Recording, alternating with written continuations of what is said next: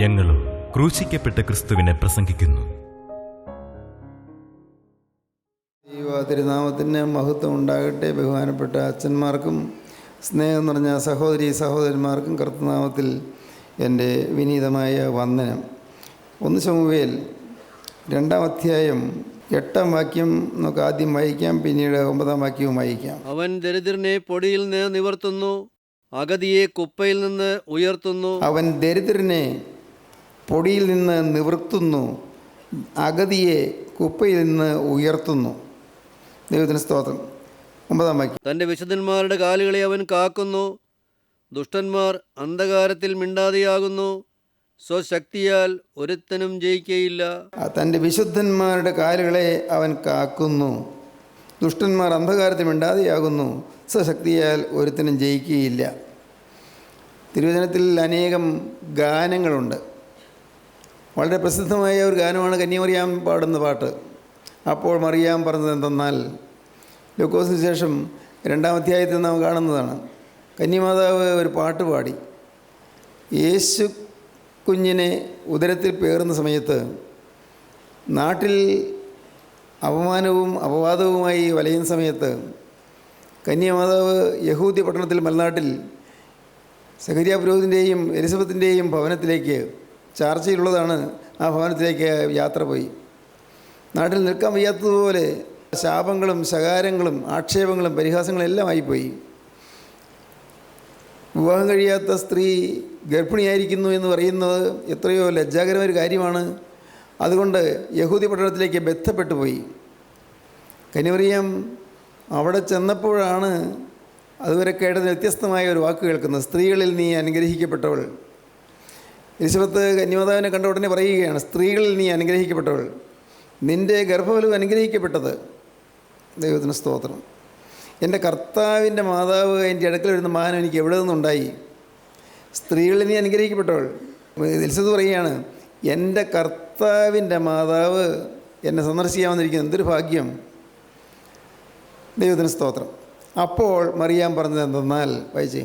അപ്പോൾ മറിയ പറഞ്ഞത്, എൻ്റെ ഉള്ളം കർത്താവിനെ മഹിമപ്പെടുത്തുന്നു, എൻ്റെ ഉള്ളം കർത്താവിനെ മഹിമപ്പെടുത്തുന്നു, എൻ്റെ ആത്മാവ് എൻ്റെ രക്ഷിതാവായ ദൈവത്തിൽ ഉല്ലസിക്കുന്നു, എൻ്റെ ആത്മാവ് എൻ്റെ രക്ഷിതാവായ ദൈവത്തിൽ ഉല്ലസിക്കുന്നു. അവൻ തൻ്റെ ദാസിയുടെ താഴ്ച കടാക്ഷിച്ചിരിക്കുന്നുവല്ലോ. ഇന്നു മുതൽ എല്ലാ തലമുറകളും എന്നെ ഭാഗ്യവതി എന്ന് വാഴ്ത്തും. ശക്തനായവൻ എനിക്ക് വലിയവ ചെയ്തിരിക്കുന്നു. അവന്റെ നാമം പരിശുദ്ധം തന്നെ. അവനെ ഭയപ്പെടുന്നവർക്ക് അവന്റെ കരുണ തലമുറയോളം ഇരിക്കുന്നു. തന്റെ ഭുജം കൊണ്ടവൻ ബലം പ്രവർത്തിച്ചു. ഹൃദയവിചാരത്തിൽ അഹങ്കരിക്കുന്നവരെ ചിതറിച്ചിരിക്കുന്നു. പ്രഭുക്കന്മാരെ സിംഹാസനങ്ങളിൽ നിന്ന് ഇറക്കി താണവരെ ഉയർത്തിയിരിക്കുന്നു. വിശന്നിരിക്കുന്നവരെ നന്മകളാൽ നിറച്ചിരിക്കുന്നു. സമ്പന്നന്മാരെ വെറുതെ അയച്ചു കളഞ്ഞിരിക്കുന്നു. കന്യാമാതാവിൻ്റെ ആ പാട്ട് വളരെ പ്രസിദ്ധമാണ്. കന്യാമാതാവിൻ്റെ ആ ധ്യാനം, ആ സ്തുതിപ്പ്, അത് വളരെയേറെ ഹൃദയത്തെ ആകർഷിക്കുന്നതും ഹൃദയത്തെ വശീകരിക്കുന്നതുമാണ്. ക്രിസ്തു ഉള്ളത്തിൽ വന്നാൽ ഒരിക്കലും പ്രതീക്ഷിക്കാത്ത രീതിയിലുള്ളതായ അത്ഭുതം നമ്മുടെ ജീവിതത്തിൽ നടക്കുകയാണ്. ക്രിസ്തു നമ്മുടെ ഉള്ളത്തിൽ വന്നു കഴിയുമ്പോൾ നാം ദൈവത്തെ സ്തുതിക്കും. നമ്മുടെ ആരാധനയുടെ മാഹാത്മ്യവും മഹത്വവും ദൈവത്തെ സ്തുതിക്കുന്നതിൻ്റെ പൊരുളും വാസ്തവത്തിൽ ക്രിസ്തു നമ്മുടെ ഉള്ളത്തിൽ വരുമ്പോൾ ഉണ്ടാകുന്ന സന്തോഷമാണ്. കന്യാമാതാവിന് സന്തോഷമുണ്ടായി. അടക്കാനാവാത്ത സന്തോഷം വാക്കുകളായി ഒഴുകി വരികയാണ്. അതാണ് ആ ഗാനം. ഇതുപോലുള്ളൊരു ഗാനമാണ് നാം ആദ്യം വായിച്ചത്, ഹന്നായുടെ ഗാനം. ഹന്നയ്ക്ക് ഒരു മകനെ കിട്ടി.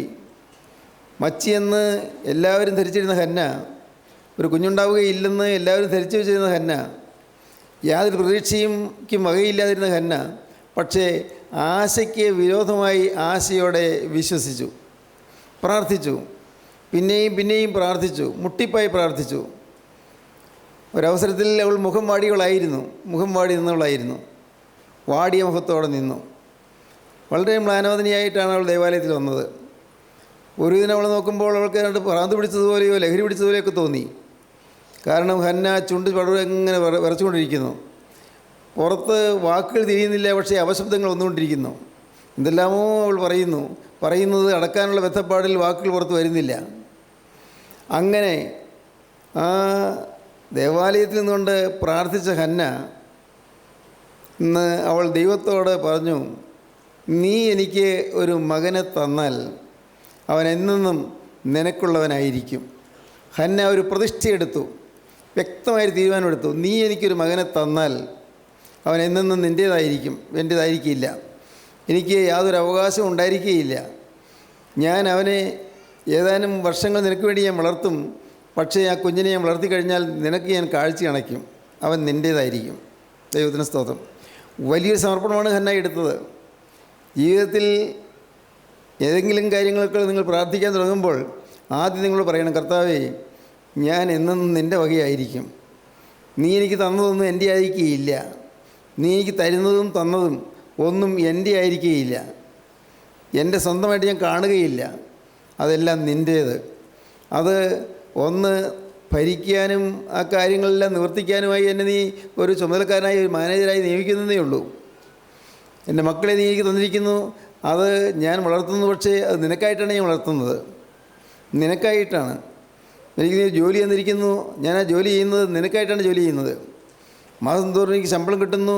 ആ ശമ്പളം, അല്ലെങ്കിൽ ദിവസം തോറും കൂലി കിട്ടുന്നു. ആ ശമ്പളം അത് ഞാൻ ഏറ്റുവാങ്ങി അതിൻ്റെ ഒരു ഏജൻറ്റ് പോലെയോ അല്ലെങ്കിൽ മാനേജർ പോലെയോ നിൽക്കുന്നേ ഉള്ളൂ. എൻ്റെ അല്ലത്. അത് നാഥ നിൻ്റേതാണ്. നീ എനിക്ക് തരുന്ന ശമ്പളം നിൻ്റേതാണ്. നീ എനിക്ക് തരുന്ന പെൻഷൻ നിൻ്റേതാണ്. നീ എനിക്ക് തരുന്നതായ സമ്പത്തുകൾ നിൻ്റേതാണ്. അതൊന്നും എൻ്റേതല്ല. നീ തന്നതേ ഉള്ളൂ. തന്നതല്ലാതെ എനിക്കൊന്നുമില്ല. ഈ ഒരു സമർപ്പണം നമ്മുടെ ജീവിതത്തിൽ വരണം. ഇങ്ങനെയുള്ള സമർപ്പണത്തിൽ നിന്നുകൊണ്ട് വേണം നാം പ്രാർത്ഥിക്കാൻ. അപ്പോഴാണ് നമ്മൾ പ്രാർത്ഥനയ്ക്ക് മറുപടി കിട്ടുന്നത്. അപ്പോഴാണ് കർത്താവ് നമുക്ക് നാം ചോദിക്കുന്നതൊക്കെയും തരുന്നത്. ഹന്ന പ്രാർത്ഥിച്ചത് ആ മകന് വേണ്ടി പ്രാർത്ഥിച്ചു. മകൻ ഉണ്ടായിക്കഴിഞ്ഞപ്പോൾ അവൾ പറയുകയാണ്, ഞാൻ അവനെ യഹോവയോട് അപേക്ഷിച്ച് വാങ്ങി എന്ന് പറഞ്ഞ് അവനെ ശമൂവേൽ എന്ന് പേരിട്ടു. യഹോവയോട് ചോദിച്ച് വാങ്ങുകയാണ്, അപേക്ഷിച്ച് വാങ്ങുകയാണ്.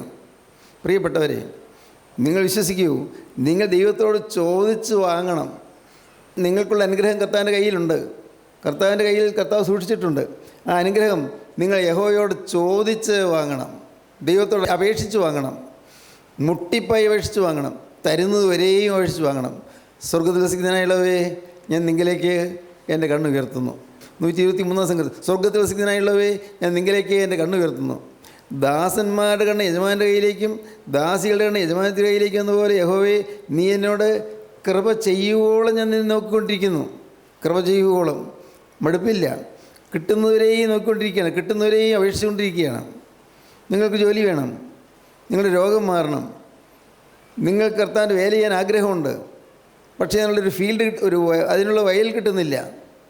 നിങ്ങൾ യഹോവയോട് ചോദിച്ച് വാങ്ങണം. ചോദിച്ച് വാങ്ങണം. ദൈവത്തിന് സ്തോത്രം. നമ്മുടെ ജീവിതത്തിൽ അനേകം ഭാരങ്ങൾ നമുക്ക് എല്ലാവർക്കും ഉണ്ട്. പ്രിയപ്പെട്ടവരെ, നിങ്ങൾക്കറിയാമോ, നിങ്ങൾ ഒരാൾക്ക് മാത്രമല്ല, നിങ്ങൾ ഓരോരുത്തർക്കും ഉള്ളിൽ നിറയെ വഹിക്കാൻ വയ്യാത്ത ചുമടുകളുണ്ട്, താങ്ങാൻ വയ്യാത്ത ചുമടുകളുണ്ട്. വലിയ ചുമടുകൾ, ഹെവി ബേർഡൻസ്, വളരെ ഭാരമേറിയ ചുമടുകളാണ് പലർക്കും, എല്ലാവർക്കും. എന്തിനാ, കൊച്ചു കുട്ടികൾക്ക് പോലും ഉള്ളിൽ ഭയങ്കര ടെൻഷൻ. നമുക്ക് തോന്നുന്നു എന്തിനാ ടെൻഷൻ എന്ന്. ഞാനൊക്കെ ചിന്തിക്കുകയാണ്, എന്തിനാ ടെൻഷൻ?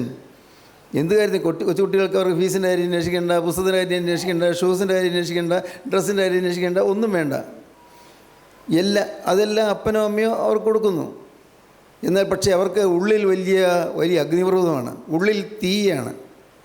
അവരോരോരുത്തരും ഓരോ തീക്കൊള്ളികളായിട്ടാണ് നടക്കുന്നത്, ഉള്ളിൽ തീയും പേറിക്കൊണ്ട് പല പ്രശ്നങ്ങൾ.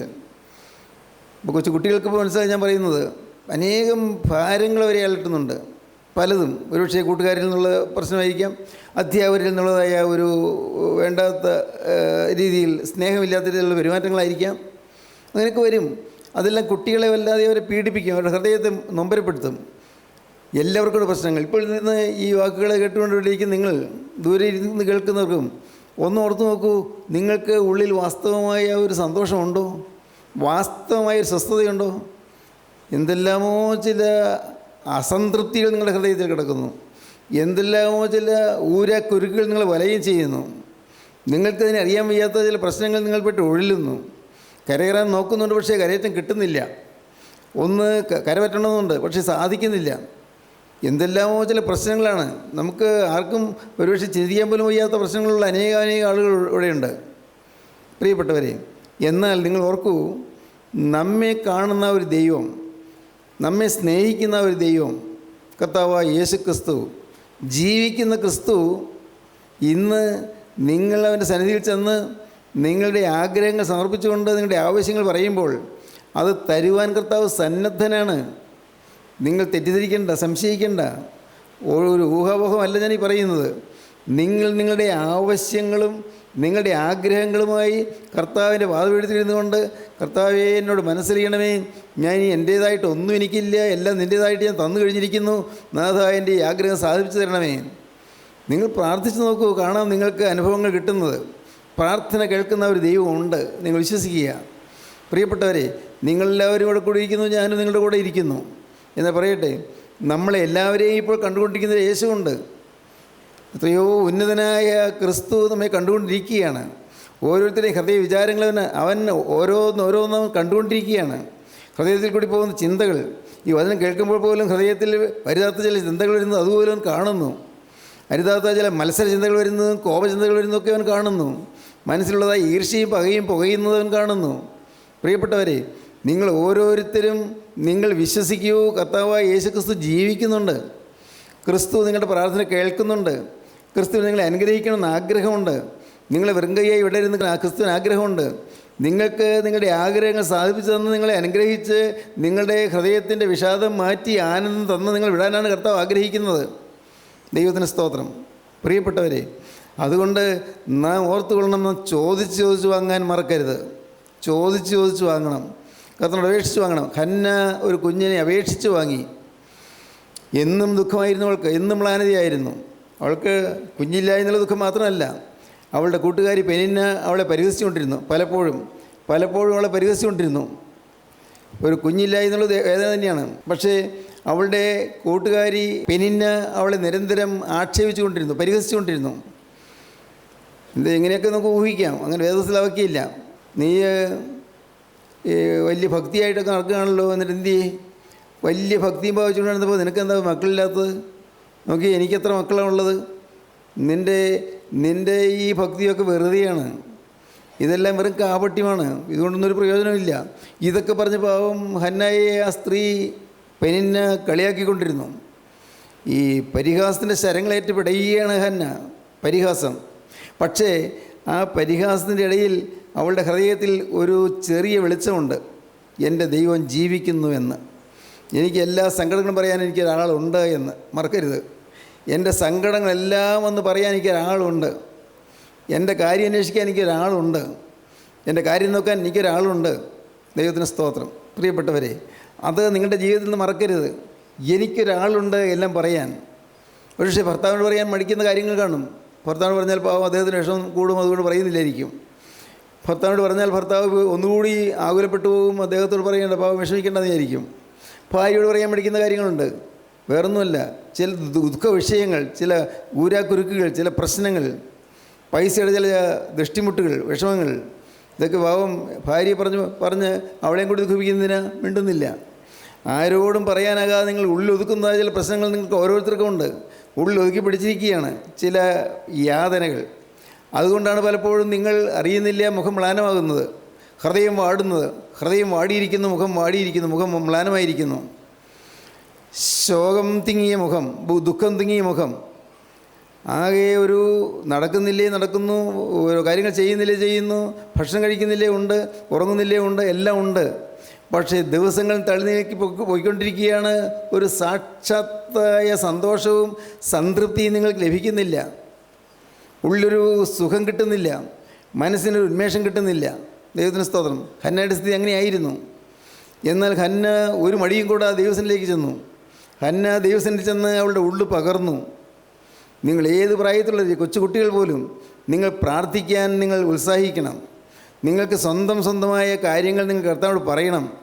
നിങ്ങളുടെ സ്വന്തം വ്യക്തിപരമായ ജീവിതത്തിലെ നിങ്ങൾ അനുഭവിക്കുന്ന പ്രയാസങ്ങൾ കർത്താവോട് തുറന്നു പറയണം. കൊച്ചുകുട്ടികൾ പറയണം, അങ്ങനെ പഠിക്കണം ചെറുപ്പപ്രായം മുതൽ. ദൈവത്തിന് സ്തോത്രം. ചെറുപ്രായം മുതൽ അങ്ങനെ ഒരു പഠിത്തം കിട്ടിക്കഴിഞ്ഞാൽ നിങ്ങൾക്ക് ആത്മാവിൽ ആനന്ദിച്ച ദൈവത്തെ സ്തുതിക്കാൻ സാധിക്കും. വളർന്നു വരുമ്പോൾ തെറ്റായ വഴികളിലേക്ക് പോകാതെ നിങ്ങളെ തന്നെ സൂക്ഷിക്കാൻ സാധിക്കും. ബാല്യം മുതലേ ശീലിക്കുന്നത് നല്ലതാണ്. ദൈവത്തിന് സ്തോത്രം. പ്രിയപ്പെട്ടവരെ, ഞാൻ ഓർക്കുകയാണ്, എനിക്ക് ബാല്യത്തിൽ ഭാഗ്യവശാൽ കിട്ടിയൊരു വലിയ ഭാഗ്യം. എൻ്റെ അമ്മ നിർബന്ധിച്ചു, വേദപുസ്തകം വായിക്കാതെ കിടന്നുറങ്ങാൻ പറ്റുകയില്ല. ഒരധ്യായമെങ്കിലും വായിച്ചേ പറ്റൂ, നിർബന്ധമായിരുന്നു. 2 നേരം നമസ്കാരം കൂടിയേ കഴിയൂ. ഉറക്കക്ഷീണമാണെന്ന് പറഞ്ഞാലൊന്നും പറ്റുകയില്ല, നിർബന്ധമാണ്. ചിലപ്പോൾ എന്നെ ശകാരിച്ചിട്ടുമുണ്ട്.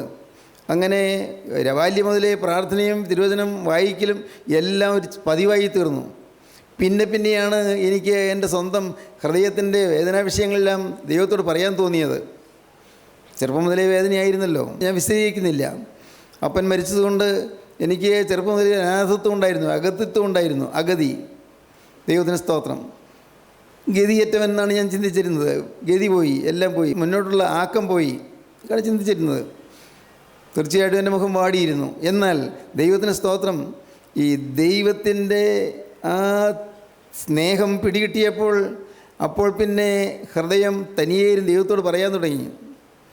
ഇങ്ങനെ ഇപ്പോൾ പ്രാർത്ഥിക്കുന്നത് പോലെ ഒരു നല്ല വാചകശുദ്ധിയോടുകൂടിയുള്ള പ്രാർത്ഥനയൊന്നായിരുന്നില്ല. എൻ്റെ വേദനകളൊക്കെ ഞാൻ തുറന്നു പറയും. എൻ്റെ വേദനകളൊക്കെ ഞാൻ തുറന്ന് യേശുവിനോട് പറഞ്ഞുകൊണ്ടിരുന്നു. ദൈവത്തിന് സ്തോത്രം. നിങ്ങൾക്കൊരു പക്ഷേ അത്ഭുതം തോന്നും, ഇന്നതൊന്നും ഇല്ല. നിങ്ങൾക്കൊരു പക്ഷേ അത്ഭുതം തോന്നും. അന്ന് ഭക്ഷണം കഴിക്കാൻ നേരത്ത് ഞങ്ങളുടെ കിടപ്പുമുറിയിൽ വന്ന് ഞാൻ കിഴക്കോട് തിരിഞ്ഞ് കുരിശ് വരച്ച് ഭക്ഷണം കഴിക്കുന്നതിന് മുമ്പുള്ള പ്രാർത്ഥന ചൊല്ലിയിട്ടേ ഭക്ഷണം കഴിക്കാൻ പോയിരിക്കുകയുള്ളൂ. ഭക്ഷണം കഴിച്ചു കഴിഞ്ഞാൽ കൈ കഴുകിയിട്ട് വന്ന് വീണ്ടും ഭക്ഷണത്തിന് ശേഷമുള്ള പ്രാർത്ഥന ഞാൻ ചൊല്ലും, പുസ്തകത്തിലുള്ളത്.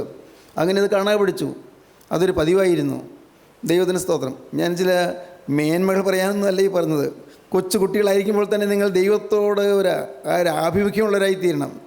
ദൈവത്തെ നിങ്ങൾക്കൊരു സ്നേഹമായി തീരണം. നിങ്ങൾ വളർന്നു വരുമ്പോൾ കർത്താവ് നിങ്ങളുടെ കാര്യം ഏറ്റെടുക്കും. അവൻ നിങ്ങളുടെ കാര്യം നോക്കും. ഹന്ന വാടിയ മുഖമുള്ളതായി നിന്നു, വാടിയ മുഖം. പക്ഷേ വാടിയ മുഖം പ്രസന്നമായി തീർന്നു. സ്തോത്രം. ഇന്ന് പ്രിയപ്പെട്ടവരെ, കർത്താവ് ആഗ്രഹിക്കുന്നു നിങ്ങളുടെ വാട്ടം മാറ്റാൻ, നിങ്ങളുടെ വാടിയ മുഖത്തെ പ്രസന്നമാക്കാൻ. ദൈവത്തിന് സ്തോത്രം. സ്വന്തം ഭർത്താവ് നേരത്തെ അക്കരയ്ക്ക് കടന്നുപോയി ദുഃഖത്തോടിരിക്കുന്ന ഒറ്റപ്പെട്ടവരുണ്ട്, വിധവമാർ. ഭാര്യ മരിച്ചുപോയി, അല്ലെങ്കിൽ അവൾ വിട്ടുപോയി, അതിൽ വേദനിച്ച് വിഷമിച്ച് കഴിയുന്ന ഭർത്താക്കന്മാരുണ്ട്. ചില നിസ്സാര കാര്യങ്ങളുടെ പേരിൽ അഭിപ്രായ വ്യത്യാസമായി ഭാര്യയും ഭർത്താവും പിണങ്ങിക്കഴിയുന്നതായ, സ്വരച്ചർച്ചയില്ലാതെ കഴിയുന്നതായ അനേകം കുടുംബങ്ങളുണ്ട്. ഇതെല്ലാം വേദനാകരമായ അനുഭവങ്ങളാണ്, നിങ്ങളുടെ മനസ്സിനെ കുഴക്കുന്ന പ്രശ്നങ്ങളാണ്. ദൈവത്തിന് സ്തോത്രം. ഓരോന്നോരോന്ന് ചിന്തിച്ചാൽ നിങ്ങൾക്ക് അറിയാമല്ലോ. ഇങ്ങനെ മുഖം വാടിയിരിക്കുന്നവർ അനേകരുണ്ട്. മുഖം വാടിയിരിക്കുന്നവർ, കടം വന്ന് വരികയും മുഖം വാടിപ്പോയി, രോഗം വന്നിരിക്കുന്നു, മുഖം വാടിപ്പോയി, രോഗം ചികിത്സിച്ചാൽ ഫലമില്ലെന്ന് തോന്നുന്നു, മുഖം വാടിപ്പോയി, മനസ്സിന് ഉന്മേഷം തളർന്നുപോയി, എല്ലാം തകർന്ന് കിടക്കുകയാണ്. സ്തോത്രം. എന്നാൽ എൻ്റെ സഹോദരങ്ങളെ, ഞാൻ നിങ്ങളോട് പറയട്ടെ, യേശുക്രിസ്തു നിങ്ങളുടെ മുഖത്തിൻ്റെ വാട്ടം മാറ്റുവാൻ മതിയായവനാണ്. നെഹമ്യാവിൻ്റെ മുഖത്തിൻ്റെ വാട്ടം മാറ്റിയ ക്രിസ്തു, കയ്യിൻ്റെ മുഖത്തിൻ്റെ വാട്ടം കണ്ട് കയ്യിനെ ശാസിച്ച ക്രിസ്തു. ദൈവത്തിന് സ്തോത്രം. ജീവനുള്ള ക്രിസ്തു, കർത്താവായ യേശു ക്രിസ്തു ഇന്ന് നിങ്ങളുടെ മുഖത്തിൻ്റെ വാട്ടം കണ്ട് കർത്താവ് സഹതാപത്തോടെ നിങ്ങൾ നോക്കുകയാണ്. കർത്താവ് നിങ്ങളുടെ ജീവിതത്തെ നോക്കി കർത്താവ് കരയുകയാണ്. നിങ്ങളുടെ ജീവിതത്തിലേക്ക് നോക്കി കർത്താവ് വേദനിച്ച് നിൽക്കുകയാണ്. എങ്ങനെ ഈ മനുഷ്യൻ്റെ മുഖമൊന്ന് പ്രസന്നമാക്കേണ്ടു എന്നാണ് കർത്താവ് നോക്കുന്നത്. എൻ്റെ ഈ മകൻ്റെ മുഖമൊന്ന് പ്രസന്നമായി കാണാൻ ഞാൻ എന്താണ് ചെയ്യേണ്ടതെന്നാണ് കർത്താവ് നോക്കുന്നത്. ഈ മോളുടെ മുഖമൊന്ന് പ്രസന്നമായി കാണാൻ ഞാൻ എന്താണ് ചെയ്യേണ്ടത്? മുഖത്തിന് പ്രസന്നത കൈവരും. ദൈവത്തിന് സ്തോത്രം. പ്രിയപ്പെട്ടവരെ, ഇപ്പോൾ നിങ്ങളുടെ ഭാരങ്ങളെല്ലാം കൂടി വാരിക്കൂട്ടി കർത്താവിന് മുമ്പിലേക്ക് കൊണ്ടുവരാമോ? നിങ്ങൾക്ക് എല്ലാ ഭാരങ്ങളും, നിങ്ങളുടെ മനസ്സിനലട്ടുന്ന എല്ലാ പ്രശ്നങ്ങളും എല്ലാം കൂടി വാരിക്കൂട്ടി എല്ലാ ഈ ഹെവി ബേർഡൻസ്, ഈ വലിയ ഭാരമേടിയ ചുമടുകളും കർത്താവിന് മുമ്പിലേക്ക് കൊണ്ടുവരാമോ? അതെല്ലാം കർത്താവ് ഏറ്റെടുക്കും. അവൻ്റെ ദയാദൃഷ്ടി അതിന്മേൽ പതിയും. അതെല്ലാം ആവിയായി പോകും, എല്ലാം മാറിപ്പോകും. അത്ഭുതമാണ് ഞാനീ പറയുന്നത്, അത്ഭുതമാണ്. ദൈവത്തിന് സ്തോത്രം. നിങ്ങളുടെ ഭാരങ്ങളും ഈ ചുമടുകളെല്ലാം കൊണ്ടുവന്ന് കർത്താവിൻ്റെ കാക്കൽ വെച്ചിട്ട് നോക്കുമ്പോൾ നിങ്ങൾ അത്ഭുതപ്പെടും. എൻ്റെ ഭാരം എവിടെ പോയി? എൻ്റെ ചുമട് എവിടെ പോയി? അപ്പോൾ നിങ്ങളുടെ മുഖം പ്രസന്നമാകും. എല്ലാം ഏറ്റെടുക്കാൻ ഒരു നല്ല യേശുവുണ്ട്. എല്ലാം കാണുന്നൊരു നല്ല യേശു ക്രിസ്തുവുണ്ട്. എല്ലാം അറിയുന്നൊരു ദൈവമുണ്ട്. നമ്മുടെ ഭാവിയെക്കുറിച്ച് കരുതലുള്ള ഒരു ദൈവമുണ്ട്. സ്തോത്രം. ഈ ഹന്ന അവൾ പറഞ്ഞു, ഞാൻ അവനെ യഹോവയോട് അപേക്ഷിച്ച് വാങ്ങിയെന്ന് പറഞ്ഞ് അവൻ ശമൂവേൽ എന്ന് പേരിട്ടു. ആ അധ്യായത്തിനൊടുവിൽ നാം കാണുന്നുണ്ട് 27-ാം വാക്യം, 1-ാം അധ്യായം 27-ാം വാക്യം. ഈ ബാലനായിട്ട് ഞാൻ പ്രാർത്ഥിച്ചു. ഞാൻ യഹോവയോട് കഴിച്ച അപേക്ഷ യഹോവ എനിക്ക് നൽകിയിരിക്കുന്നു. അതുകൊണ്ട് ഞാൻ അവനെ യഹോവയ്ക്ക് നിവേദിച്ചിരിക്കുന്നു.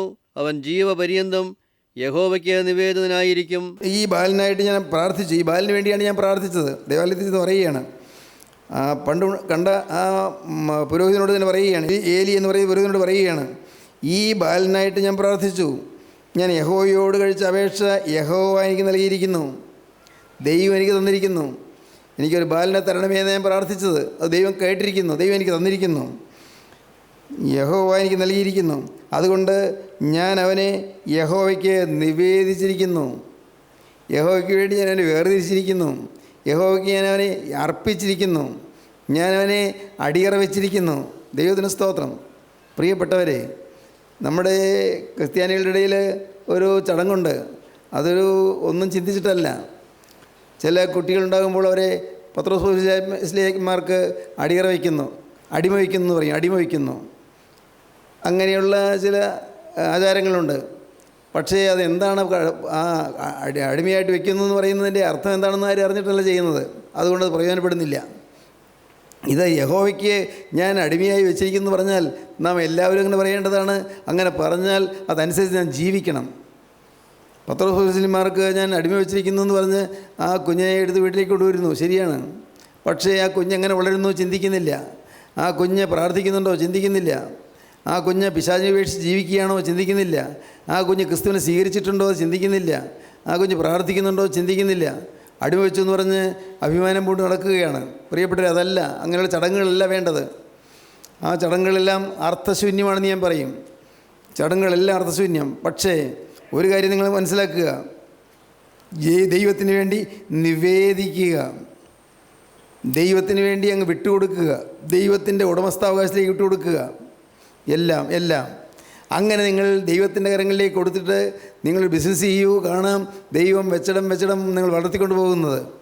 അങ്ങനെ നിങ്ങൾ കൊടുത്തിട്ട് നിങ്ങൾ വിദ്യാഭ്യാസം നടത്തൂ. കാണാം നിങ്ങൾ തൊട്ടതിന് നിങ്ങൾ ഉയർന്ന് പോകുന്നത്. ദൈവത്തിന് സ്തോത്രം. ഭൗതികമായ കാര്യങ്ങളാണ് ഞാൻ പറയുന്നത്. അങ്ങനെ നിങ്ങൾ ക്രിസ്തുവിന് വേണ്ടി അടിയറ വെച്ച് കഴിഞ്ഞാൽ നിങ്ങളുടെ സ്വഭാവത്തിൽ കാതലായ മാറ്റം വരും. നിങ്ങളുടെ സ്വഭാവത്തിൽ കോപം മാറിപ്പോകും. കോപം ഇന്ന് അനേക കുടുംബങ്ങളെ വലയ്ക്കുന്നൊരു വലിയ പ്രശ്നം കോപമാണ്. പെട്ടെന്ന് ഞെട്ടിക്കുന്ന കോപം, പൊട്ടിത്തെറിക്കുന്ന കോപം, പെട്ടെന്ന് എന്തെങ്കിലുമൊക്കെ റിയാക്ട് ചെയ്യുന്ന, എന്തെങ്കിലും കോപിച്ച് സംസാരിക്കുന്നതായ പ്രകൃതം, ഇതെല്ലാം മാറും. ശാന്തത കൈവരും. ഒരു ശാന്തതയും ശാലീനതയും നമുക്ക് ഉണ്ടാകും. ഒരു സൗമ്യത നമുക്കുണ്ടാകും. നമ്മുടെ ജീവിതത്തിൽ ഒരു സൗമ്യത നമ്മെ വലയം ചെയ്യുന്നതും നമ്മുടെ ഹൃദയത്തിൽ നിന്ന് ഉദിച്ചു പൊങ്ങുന്നതും നമുക്ക് അനുഭവിക്കാൻ സാധിക്കും. സഹോദരങ്ങളെ, അതുകൊണ്ട് ഞാൻ യഹോവയ്ക്ക് നിവേദിച്ചിരിക്കുന്നു, യഹോവയ്ക്ക് ഇവനെ കൊടുത്തിരിക്കുന്നു എന്ന് പറഞ്ഞു. ഹന്ന ശമൂവേലിനെ ദൈവത്തിന് സമർപ്പിച്ചു. ദൈവത്തിന് സ്തോത്രം. പിന്നീട് ഹന്ന പാടിയ പാട്ടാണ് നമ്മുടെ ചിന്താവിഷയം. എന്താണത്? ഹന്ന പാടിയത്, അവൻ ദരിദ്രനെ പൊടിയിൽ നിവർത്തുന്നു, അഗതിയെ കുപ്പയിൽ നിവർത്തുന്നു, അവൻ്റെ വിശുദ്ധന്മാരുടെ കാലുകളെ അവൻ കാക്കുന്നു. സ്തോത്രം. അവൻ ദരിദ്രനെ പൊടിയിൽ നിന്ന് നിവർത്തുന്നു, അഗതിയെ കുപ്പയിൽ നിന്ന് ഉയർത്തുന്നു. ദൈവത്തിന് സ്തോത്രം.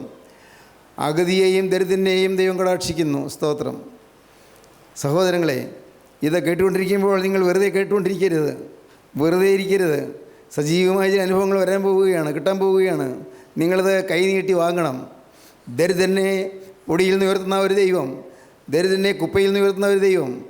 ദൈവത്തിന് സ്തോത്രം.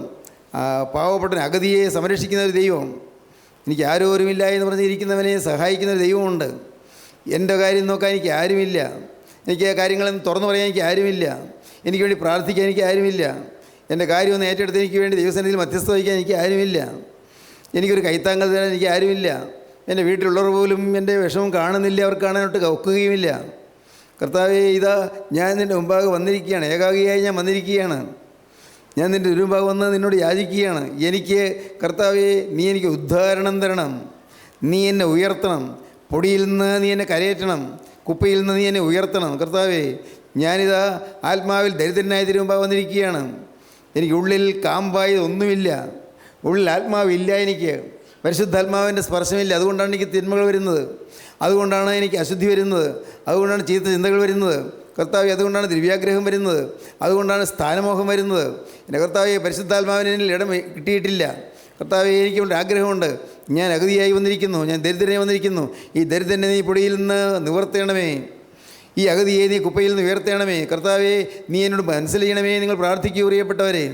നിങ്ങൾ പ്രാർത്ഥിച്ചുകൊണ്ടിരിക്കുമ്പോൾ അപ്പോൾ കേൾക്കാം ഒരു മൃദുസ്വരം. ദൈവത്തിന് സ്തോത്രം. കേൾക്കാം ഒരു മൃദുസ്വരം. മകനെ, നീ എൻ്റെ മുഖത്തേക്ക് നോക്കൂ. മകളെ, നീ എന്നെ നോക്കൂ. കുരിശിൽ പിടഞ്ഞ് മരിച്ച എന്നെ നീ നോക്കൂ. സ്തോത്രം. കുരിശിൽ കുറ്റമില്ലാത്ത രക്തം ചിന്തിയെ എന്നെ നീ നോക്കൂ. ഞാൻ തെറ്റ് ചെയ്തിട്ടല്ലല്ലോ ഞാൻ കുരിശേറിയത്. ഞാൻ തെറ്റും പാവവും ഒന്നും ചെയ്തിട്ടല്ലല്ലോ ഞാൻ കുരിശേറേണ്ടി വന്നത്. ആണോ? അല്ലല്ലോ. നിങ്ങൾക്കറിയാമല്ലോ. മോനെ, നീ എന്നെ ഒന്ന് നോക്ക്. കുരിശിൽ വേദനിച്ച് പിടയുന്ന എൻ്റെ നേരെ നീ ഒന്ന് നോക്ക്. എൻ്റെ തിരക്തത്തിലേക്ക് നീ ഒന്ന് നോക്ക്. ഹല്ലേലൂയ, ദൈവത്തിന് സ്തോത്രം.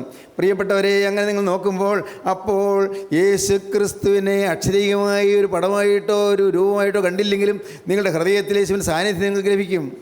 അവങ്കിലേക്ക് നോക്കുക എന്നാണ് പറയുന്നത്. അവങ്കിലേക്ക് നോക്കുക, ക്രിസ്തുവിനെ നോക്കുക. പീഡയേറ്റ് പിടഞ്ഞു മരിച്ച ക്രിസ്തുവിനെ നോക്കുക. വേദനയുടെ ആത്യന്തികമായ ആധിക്യം മൂലം ഏറ്റുവാങ്ങിയ ക്രിസ്തുവിനെ നിങ്ങൾ നോക്കുക. എല്ലാം ക്രിസ്തുവിനെ നോക്കിക്കൊണ്ട് നിങ്ങൾ ആ വേദനയുടെ ഒരു പ്രതിരൂപത്തിലേക്ക് നോക്കിക്കൊണ്ട് നിങ്ങൾ പറയണം, കർത്താവേ, നീ എനിക്ക് വേണ്ടി വേദനയെല്ലാം സഹിച്ചല്ലോ. ഇനിയുള്ള ആയുസ് ഞാൻ നിനക്ക് വേണ്ടി ജീവിക്കാൻ തീരുമാനിച്ചിരിക്കുകയാണ്. നിനക്ക് വേണ്ടി മാത്രമായി എൻ്റെ ആയുസ് ഞാൻ വേർതിരിച്ചിരിക്കുകയാണ്. എന്നോട് നീ മനസ്സലിയണമേ, നീ തൊടണമേ, എന്നെ അനുഗ്രഹിക്കണമേ. സ്തോത്രം. പ്രിയപ്പെട്ടവരെ, നിങ്ങൾ പ്രാർത്ഥിക്കുക. എൻ്റെ ജീവനുള്ള ദൈവമേ, കരുണയുള്ള കർത്താവേ, ഈ മനോഹരമായ സമയം ഞങ്ങൾക്ക് വേണ്ടി നീ ഒരുക്കിയല്ലോ, തന്നല്ലോ. നന്ദിയോടെ സ്തോത്രം. എൻ്റെ കർത്താവേ, എൻ്റെ ഈ മക്കളെയെല്ലാം അവിടെ സന്ദർശിച്ചല്ലോ. നന്ദിയോടെ സ്തോത്രം. ഈ വന്നവരുടെ പേരുകൾ എൻ്റെ കരുണയുള്ള കർത്താവ് എഴുതിയെടുത്തല്ലോ. നന്ദിയോടെ സ്തോത്രം. അപ്പോൾ ജീവൻ്റെ പുസ്തകം തുറന്നിരിക്കുന്നുവല്ലോ. Hallelujah, hallelujah, hallelujah. അപ്പോൾ യേശുവേ, ഇതിൻ്റെ രണ്ടാമത്തെ വരവിന് വേണ്ടി ഞങ്ങൾ നീ ഒരുക്കുന്നല്ലോ. നന്ദിയോടെ സ്തോത്രം. എൻ്റെ കരുണയുള്ള കർത്താവേ, ഈ നിൻ്റെ മക്കളെല്ലാവരെയും അനുഗ്രഹിച്ച് ആശ്രദിച്ച് സമാധാനത്തോട് പറഞ്ഞയക്കണമേ. നന്ദിയോടെ സ്തോത്രം. എല്ലാവരെയും അനുഗ്രഹിക്കണമേ. ഇനിയുള്ള കൂടിയവരിലെല്ലാം എൻ്റെ സാന്നിധ്യം തരണമേ. എല്ലാ നന്മകളാൽ ഞങ്ങൾ നിറയ്ക്കണമേ.